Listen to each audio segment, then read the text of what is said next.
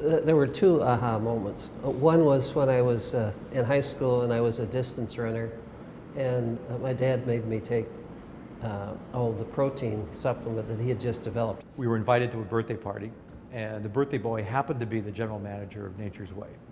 And he said, I'm looking for somebody to help me sort out all of these legal papers and documents I've got, and do you want a part-time job?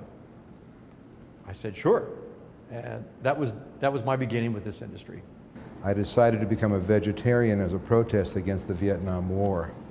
And in doing so, I went to what was called health food stores back then, which were basically shops full of pills and various kinds of foods for special dietary use, low sodium, diabetic foods, etc. Looking for protein. I was looking for ways to get protein from vegetables. And out of that, I started looking for ways to learn more about edible plants that were not part of the standard American diet back in 1968. Out of that, I started studying about wild edible plants, which led to wild medicinal plants, which got me into the hobby of herbal medicine, and eventually, after living in the mountains in New Mexico for a couple of years in the early 1970s, I moved back to Austin, Texas, and eventually started an herb wholesaling business and basically pursued my passion and got out of the business and became basically an advocate for education and research in the late 1980s. The spark that got me started in this career of natural products was really illness, and I couldn't heal myself, and no doctors could. And finally, my father, who was a research biologist and chemist, deducted that I really needed to take responsibility for my ill health. I did.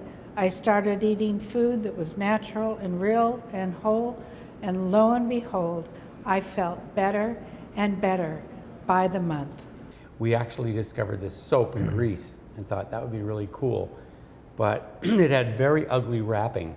So we brought in a few cases of it, took the wrappers off, and sold it to the same stores that were buying vegetables and made up this silly name. Because we had no money, so we had to make up a name that we thought nobody would forget. But the first time we went to our bank, which we had like $20, I think, in our bank account. 36. $36. But there was back then, before machines, you had to stand in line and go to a teller. We were in this long line in New York City, and the teller looked up and looked way down the line and said, "Oh, kiss my face." And Bob and I looked at, that was actually our aha moment for our name. We both looked at each other and said, I think we have the right name.